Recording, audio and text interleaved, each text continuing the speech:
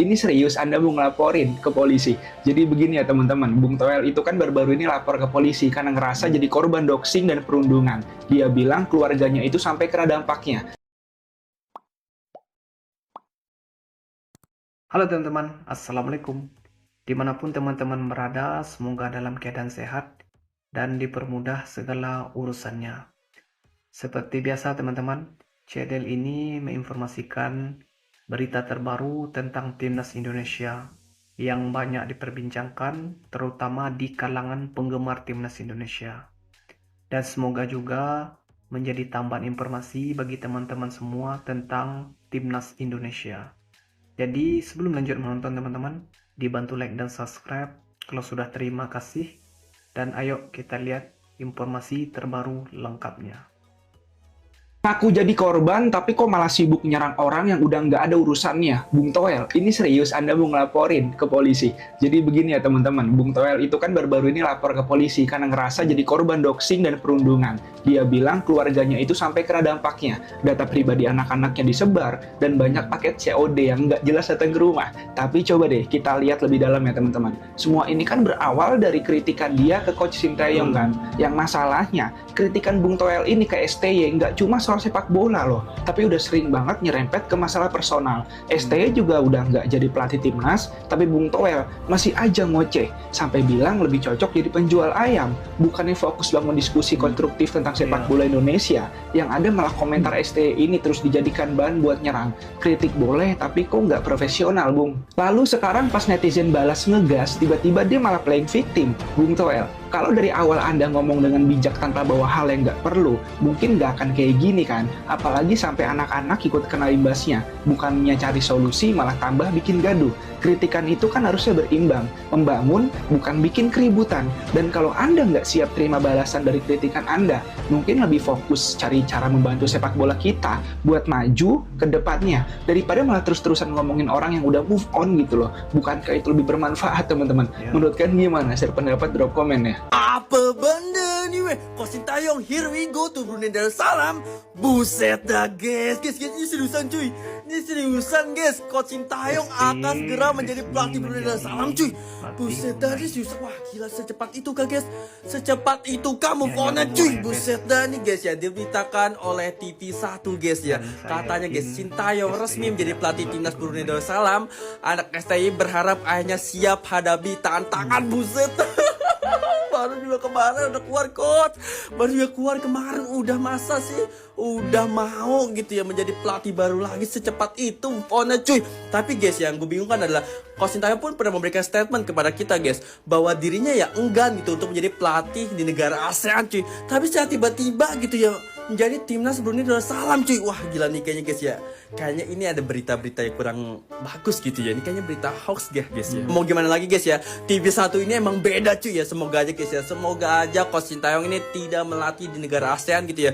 Karena ya sangat berat gitu ya melupakan Coach Sintayong guys. Ya guys, ada kabar yang kurang enak ini dari Baker bersaudara. Setelah Matthew kemarin mengucapkan selamat tinggal untuk timnas U20 dan dia akan memilih bergabung dengan timnas U17, akhirnya hari ini Timothy Baker, kakaknya Matthew, diumumkan oleh Coach Indra Safri terpaksa harus kembali ke klubnya guys. Kalau Matthew Baker kemarin diminta oleh klubnya Melbourne City untuk memilih dia akan membela timnas U20 atau U17.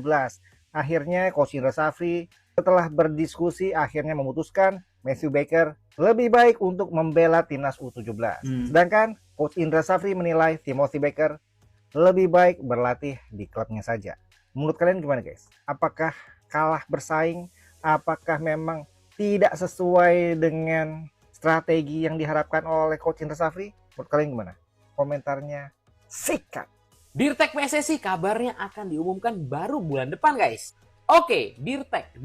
Posisi Dirtek ini sebenarnya selalu ramai dibicarakan ya guys ya. Sempat kosong udah beberapa lama atau udah lama ya guys ya kosong posisi Dirtek itu. Bapak Erick Thohir mengatakan kalau posisi Dirtek akan diumumkan bulan depan. Karena sebenarnya posisi Dirtek ini bisa dibilang cukup krusial ya dalam menanamkan filosofi sepak bola dalam sebuah timnas ya guys ya.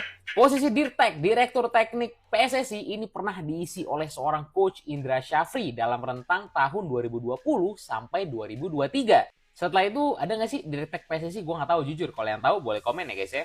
Udah beberapa bulan terakhir kita banyak mendengar rumor atau berita mengenai Dirtek PSSI. Sampai seorang coach Sintayong pun sempat dirumorkan justru akan menjadi Dirtek ya bagi timnas Indonesia. Tapi kayaknya sih nggak mungkin ya. Setahu gue ini hoax doang. Karena kayaknya kan nih timnas lagi dibangun maksudnya dengan background Belanda gitu ya. Kalau Dirteknya itu bukan Belanda juga atau at least Eropa, ya mungkin agak nggak nyambung kali ya.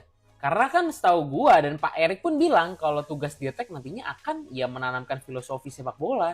Jadi tentunya sih menurut gue pasti Dirteknya harusnya sih dari Belanda juga. Mungkin supaya berjalan, maksudnya sejalan gitu loh dengan Patrick Kluivert, Alex Pastoor, Danny Lanzat, ya kan? Oke, Ya. menarik untuk kita tunggu. Kira-kira menurut kalian siapa Dirtek PSSI? Yuk kita komen. Let's go. Woi, tolong ngaku nih.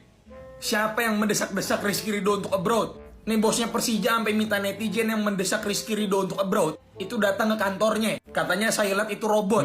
Ayo diskusi dan tawarkan klubnya. Nih ya, bosnya Persija bilang, saya melihat itu robot soalnya. Jadi mungkin maksudnya telur ya, buzar kali ya. Siapa sih yang mendesak-desak Ridho untuk abroad? Dikira abroad gampang kali ya? Udah Oh, gak usah, apalagi sekarang kan belum ada klub yang nawarin. Dan jam terbang Ridho di Liga 1. Liga 1 ya, bukan Ligue 1 ya. Siapa sih yang bikin Ligue 1 itu? Orang Indonesia Ligue 1. Udah jam terbangnya udah oke, itu gak usah abroad nanti aja. Kecuali ada tim yang mau memastikan jam terbang maksimal buat Ridho. Kalau cuma buat jadi penghangat bangku cadangan mending gak usah. Abroad. Siapa yang mendesak-desak Ridho siapa? Macem-macem aja nih.